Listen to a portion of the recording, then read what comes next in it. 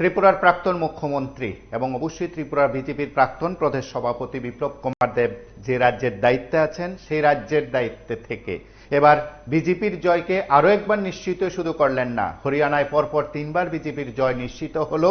যে রাজ্যের দায়িত্বে আছেন বিজেপির প্রভারী হিসাবে দায়িত্ব পালন করছেন ত্রিপুরার প্রাক্তন মুখ্যমন্ত্রী বিপ্লব কুমার দেব। আমাদের সঙ্গে রয়েছেন বিপ্লব বাবু PB24 আপনাকে স্বাগত। এবং এই সময়ের মধ্যে ত্রিপুরার মানুষ আপনাকে এবং আপনার দলকে শুভেচ্ছা অভিনন্দনই জানাচ্ছে না, বারবার বলছে যে ত্রিপুরার প্রাক্তন মুখ্যমন্ত্রী এবং আপনার কার্যকর্তাদের ভাষায় মুক্তিদাতা হরিয়ানায় আছেন এবং হরিয়ানার জয় নিশ্চিত করেছেন বিজেপির জন্য। কি প্রতিক্রিয়া আপনার? দেখুন, এই জিত স্বাভাবিকভাবে আমি ত্রিপুরাতেই রাজনীতি করে যতটাই আমার পরিচয় হয়েছে ত্রিপুরা মানুষের কারণে পরিচয় হয়েছে। আপনাদের সবার আশীর্বাদ, সবার বিশ্বাস, সেটা আমাকে এক পজিটিভিটি দেয়। আর হরিয়ানার জিত, এটা হরিয়ানার জনতার জিত। আর 2024-এর লোকসভা ইলেকশনে যেভাবে কংগ্রেস নরেন্দ্র মোদীকে আটকানোর জন্য সংবিধান বদলে দেবে, SC/ST রিজার্ভেশন শেষ করে দেবে, মহিলাদেরকে কংগ্রেস আসলে 8,500 টাকা করে টাকা দিয়ে দেবে মান্থলি, এই যে মিথ্যে কথা বলে রাজনীতিটা করেছিল, তার জবাব দিয়েছে হরিয়ানার মানুষ। হরিয়ানা কুরুক্ষেত্রের ভূমি, পানিপথের ভূমি। এখানকার মানুষ সহৃদয় এবং স্পষ্ট বক্তা।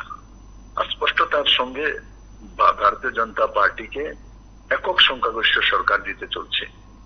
মাননীয় প্রধানমন্ত্রী নরেন্দ্র মোদীজির নীতি এবং নেতৃত্ব আর হরিয়ানার কার্যকর্তার কঠিন পরিশ্রম বিপরীত পরিস্থিতিতে তার পরিণাম আজকে এসছে।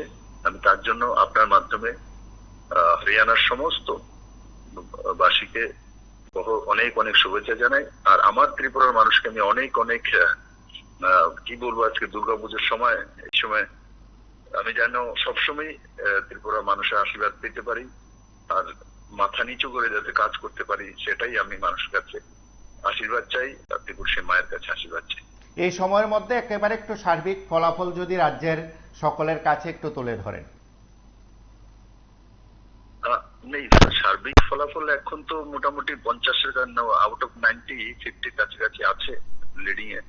তো এটা 48-50-র মধ্যে থাকবে। বাকি মোটামুটি যেটা রেজাল্ট ক্লিয়ার হয়ে গেছে, তো আশা করি সেটা পুরো ভারতবর্ষের মধ্যে একটা মেসেজ গেছে যে মাননীয় প্রধানমন্ত্রী নরেন্দ্র মোদীজিকে 2024-এ মিথ্যে কথা বলে ইন্ডি গঠবন্ধন যেভাবে ঘেরাও করেছিল, আর তার পরিণাম আজকে হরিয়ানা দিয়ে প্রমাণ করে দিয়েছে নরেন্দ্র মোদীর নেতৃত্বেই ভারতীয় জনতা পার্টি এবং এনডিএ গঠবন্ধনের সরকারই মানুষ চায়, সেটা আজকে প্রমাণিত করছে। রাজ্যের আপনাকে অভিনন্দন জানিয়ে রাজ্যে কর্মসূচি হচ্ছে, কয়েকটি জায়গায় ইতিমধ্যে উচ্ছ্বাস লক্ষ্য করা গেছে। পুজোতে তো নিশ্চয়ই আসছেন? আসবো, আপনাদের কাছে আসবো, সবার বাড়িতে আমার যেটা অফিস যাবো, বাস একটু হরিয়ানা মিটিংটা শেষ হয়ে যায়। আমি এখন মিটিং থেকে উঠে আপনার ফোন নিয়েছি, মিটিং গুলি রাত্রির মধ্যে শেষ করে নেব, শেষ করে কালকে দেখে আমি আসবো। অবশ্যই পুজোর আগাম শুভেচ্ছা রইল এবং আসবেন অবশ্যই। আর আরো একটি বিষয়, এই পুজো উপলক্ষে রাজ্যের মানুষের উদ্দেশ্যে আপনার কি বার্তা, কার্যকর্তাদের উদ্দেশ্যে কি বার্তা? মানুষের জন্য আমার সেটাই, মা দুর্গা যে মনস্কামনা নিয়ে আমরা মা দুর্গার আরাধনা করি, শক্তি, সামর্থ্য এবং অসুর নাশ, সেটা যাতে মনে থাকে এবং নিষ্ঠার সঙ্গে সাথে আমরা নিজেদের কাজ করতে পারি, সবাই মিলেমিশে থাকা, আর ত্রিপুরার ডেভেলপমেন্ট, ত্রিপুরার new generation development, positive thought, এটাই আমি মা দুর্গার কাছে কামনা করি। অবশ্যই, অসংখ্য ধন্যবাদ আপনাকে। Thank you.